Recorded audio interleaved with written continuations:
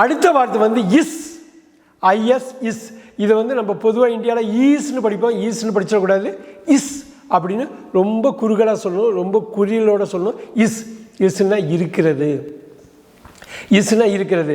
இதில் என்னென்னா இப்போ பாருங்கள், ஐ இஸ்ன்னு நம்ம சொல்ல முடியாது, நான் இருக்கிறேன்னு தான். அப்போ வந்து இஸ் வராது. ஆனால் எதுக்கு வரும்னா ஹீ ஷீ இட், அவன் அவள் அது, அவன் அவள் அதுக்கு வந்து கட்டாயமாக இஸ் இருக்கும், அதுக்கு மட்டும்தான் இருக்கும். பாருங்கள், ஐ ஆம், ஆனால் ஹீக்கு வந்து இஸ். நான் இருக்கிறேன், பட் அவன் இருக்கிறான், அவள் இருக்கிறாள், ஷீ இஸ். இட் இஸ், அது இருக்கிறது.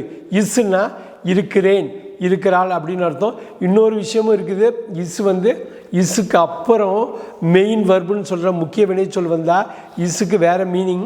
நம்ம அந்த வார்த்தை வர்றப்ப அதை இப்போ பார்க்கலாம், இப்போ அதை பார்க்க வேணாம். ஆனால் ஒரே விஷயம், இஸ்னா இருக்கிறதுன்னு அர்த்தம். ஹீ ஷீ இட், அவன் அவள் அதுக்கு தான் அது வரும்.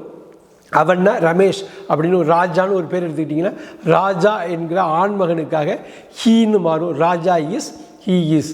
அதேமாதிரி ராணி அப்படின்னு ஒரு பெண், அந்த பெண்ணை குறிக்குது. அப்போ வந்து ராணி இஸ், ஷீ இஸ். அப்போ அவள் இருக்கிறாள், ராணி இருக்கிறாள். இப்போ பாருங்கள், அதுதான் ராணி இஸ், ஷீ இஸ்.